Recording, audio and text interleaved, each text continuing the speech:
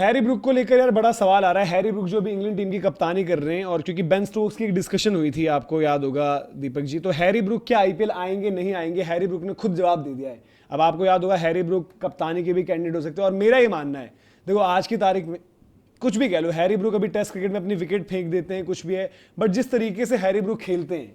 मैं तो चाहूंगा उनको आईपीएल में खेलते हुए देखना। बट हैरी ब्रूक से ही सवाल पूछा गया फ्रेंचाइजी क्रिकेट, टी20 क्रिकेट, और वो आउटसाइड ऑफ इंग्लैंड कहाँ कहाँ खेलेंगे, क्योंकि एक बीच में आपको याद होगा कि पीछे उनके पीएसएल की भी बड़ी चर्चा होने लग गई थी। उससे पहले आईपीएल में आई थिंक सनराइजर्स हैदराबाद उन्होंने रिप्रेजेंट कर रखा है, आपकी टीम में साइन हो रखे थे जब उसके बाद वो गए थे। बिल्कुल। तो हैरी ब्रूक ने आज जो बयान भी दिया है, और उनका जो बयान वायरल भी हो रहा है, जिस पर हम डिस्कशन करेंगे कि क्या हैरी ब्रूक अगले सीजन में या फिर जो उनका बैन था वो खत्म होकर आप उनको लेकर आओगे। तो हैरी ब्रूक का बयान ये है कि भाई मैं पूरे तरीके से अभी जो है as of now England cricket के लिए कमिटेड हूं।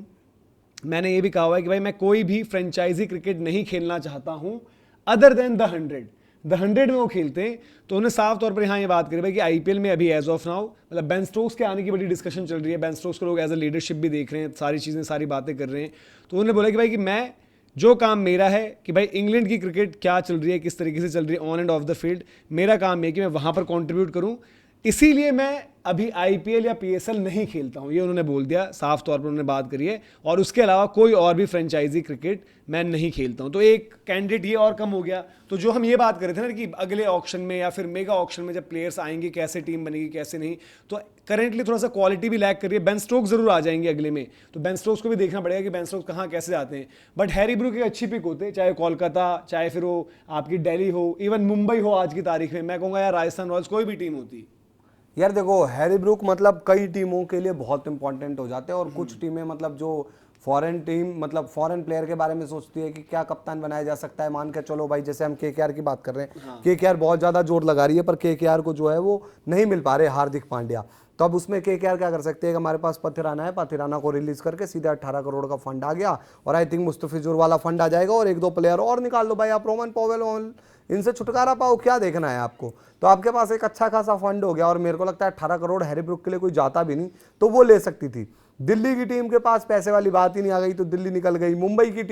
की टीम अगर भाई ऑल कैश डील होती है या कुछ हो सकता है ना भाई, ट्रेंट बोल्ट भी रिलीज कर दिए, दीपक चार भी रिलीज कर दिए, और करते करते आपके पास पैसा आ गया, तो ये हो सकता है मुंबई के साथ। मतलब हैरी ब्रूक मैं आपको बताऊं, सीधा सीधा बताऊं तो 4-5 टीमों को चाहिए। जैसे कि आप हैरी ब्रूक सीधा सीधा कोलकाता मान लो, मुंबई इंडियंस हैरी ब्रूक के पीछे जा सकती है, लेकिन फिर वही विदेशी वाला पंगा आ जाएगा खिलाने का, पर वो नंबर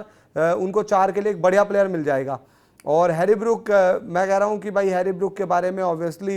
ये चेन्नई भी सोच सकती है कि भाई हमें हैरी ब्रूक मिल जाए। बट ये आपको थोड़ा सा लगता है, जैसे हम बात करते हैं, हम कभी कभी डिस्कशन करते हैं, हम कहते हैं भाई कौन नहीं आएगा, हर कोई आ जाएगा, ये है वो है, पैसा भी अच्छा, और हैरी ब्रूक को पैसा भी अच्छा मिलेगा। बट वो आप देखते हैं हैरी ब्रूक का डिसीजन यार, कि वो आज की तारीख में ऐसे टाइम पर जहां पर वो एक हॉट प्रॉपर्टी होंगे किसी भी टीम के लिए, अच्छा उनको प्राइस ही मिलेगा, वो ये ऑप्ट कर रहे हैं कि भाई मैं आज इंग्लैंड टीम का कैप्टन हूं। टेस्ट क्रिकेट में भी बेन स्टोक्स बोल कर गए हैं भाई कि मेरे बाद कैप्टन वो हो सकता है, क्योंकि उनका एक ऑफ द फील्ड वाला इशू अलग चल रहा है हैरी ब्रूक का, जो न्यूजीलैंड में नाइट क्लब में उनका मैटर हो गया था, इसलिए वहाँ पर उनको बनाएंगे नहीं बनाएंगे उस पर सवाल है। बट यहाँ पर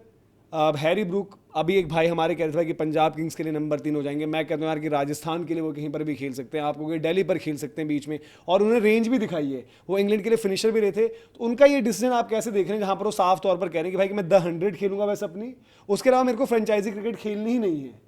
भाई बंदे सब सोचते हैं ना पैसे बनाने की, हमने देखा कि केन विलियमसन जैसा लेजेंड, ठीक है उनका करियर निकल गया था, बट उन्होंने बोला यार कि मुझे फ्रीलांसर का कॉन्ट्रैक्ट दे दो। बट ये उनको सल्यूट है कि अगर वो यार इंग्लैंड क्रिकेट को प्रायोरिटाइज करो, और इंग्लिश प्लेयर हैं आज की डेट में, जैसे बेन डकेट छोड़कर चले गए थे, यहाँ पर आज हम हैरी ब्रूक का एग्जांपल देख रहे हैं, वो कैसे देख रहे हैं। और हैरी ब्रूक तो यार एंटरटेनमेंट वैल्यू ऐड ही करता है आईपीएल में, एक पोस्टर बॉय भी बनता, क्रिकेट देखने में भी उसकी मजा आता और सारी चीजें होती। नहीं, हैरी ब्रूक अगर आईपीएल खेलते तो उनका फ्यूचर अच्छा था, मतलब वो किसी भी फ्रेंचाइजी के साथ बढ़िया 3 साल निकाल सकते थे, उनको निकालती नहीं, इतने अच्छे प्लेयर हैं कि वो रन बना देते। मतलब वो पहला एसआरएच वाला सीजन अलग रहा दिल्ली से, फिर उन्होंने अपने आप को ऑप्ट आउट कर लिया। अदरवाइज हैरी ब्रूक के पास वो पोटेंशियल थी कि वो किसी भी टीम में जाते। अब जैसे मैं कहूँ कि यार पंजाब की टीम भाई कल को कहे कि यार कॉनली है, ठीक है, कॉनली से अच्छा मैं अपनी टीम में भाई हैरी ब्रूक ना रख लूँ नंबर 4 पर, वो खेले मेरी टीम के लिए, नंबर 3 पर श्रेयस अय्यर, देखते हैं कुछ रिलीज करके पैसे बनते हैं नहीं बनते। तो ये सारी चीज़ें हैं।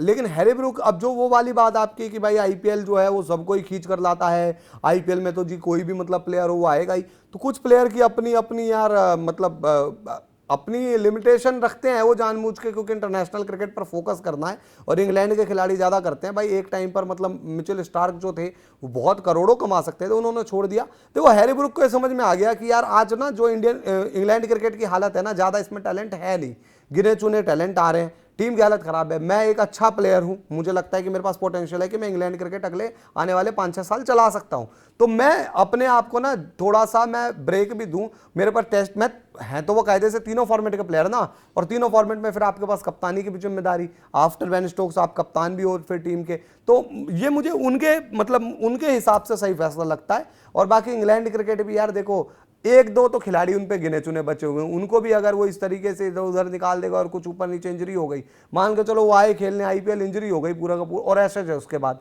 भाई, एसेज ऑस्ट्रेलिया का ही नहीं है ना, एसेज तो इंग्लैंड का, और इंग्लैंड के पास तो आज प्लेयरों की ज्यादा शॉर्टेज है।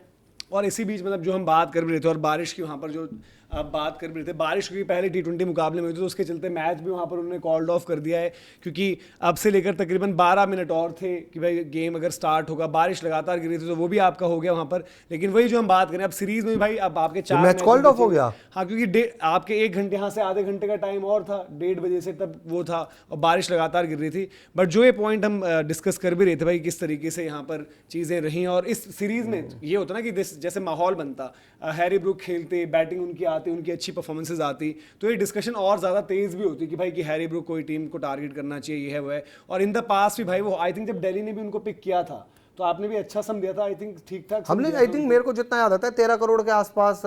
दिए थे, 13 या 8 करोड़ ऐसा था। 13 उनको सबसे पहले मिले थे मुझे लगता है SRH में, हमने दिए थे उनको 6-8 करोड़ के आसपास, 6-6.5, हाँ 6 करोड़ और इस टाइप की रेंज उनको ज्यादा आती है। देखो 18 तो मैंने बहुत कह दिया KKR के लिए, इतने नहीं मिलेंगे उनको, लेकिन वो और हम भी वर्थ ज्यादा ही लगा रहे हैं भाई, उनको अभी देखना बाकी है। देखो क्या हो जाता है कभी कभी डिमांड वाली बात, यार देखो डिमांड पूरी है, मुंबई इंडियंस को चाहिए, ठीक है, जब हम अगले मेगा की बात करें, जब प्लेयर चाहिए, मुंबई इंडियंस को चाहिए मिनी में चमक जाता है, कोलकाता को चाहिए होता, तो वहां पर बिडिंग में ना आपका प्लेयर जो हमें लग रहा है कि मिनिमम 6 वो 12-10 ऐसे मिनिमम चले आते हैं। मिनी में कम पैसा आपको, मतलब पैसा कम रहता है तो प्लेयर भी कम चाहिए होते हैं। बाकी क्या होता है कि यार देखो, उनको मैं अभी इतना T20 का टॉप प्लेयर नहीं मान रहा था, पर जो वर्ल्ड कप में उन्होंने वो इनिंग खेली ना भाई, वो उनकी जो 100 आई थी, आई थिंक पाकिस्तान के अगेंस्ट था ना वो, पाकिस्तान के अगेंस्ट, तो भाई वो उस इनिंग ने बताया कि हैरी ब्रूक, देखो हैरी ब्रूक में टैलेंट है, हैरी ब्रूक में टेम्परामेंट भी है, स्किल सेट सब है उन पे, बस उनको थोड़ा सा अपने आप को देखो। हम यार हैरी ब्रूक को टॉप 4 में बात करते थे, फैब 4 नया,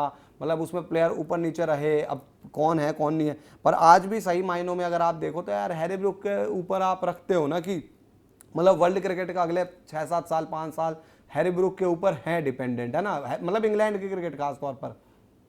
चले भाई आप बताइए, तो हैरी ब्रूक की अपडेट थी, अगर वो मतलब वो खुद ही डिसाइड कर लिया तो वो डिस्कशन ही खत्म हो गई, वरना एक होता ना यार कि ये आ जाता है, जैसे हम कभी KKR की टीम बना रहे थे यार कि बीच में अगर हैरी ब्रूक आ गए या फिर किसी और टीम में मुंबई के लिए सोच रहे थे, तो हैरी ब्रूक ने मना कर दिया है, ये अपडेट है।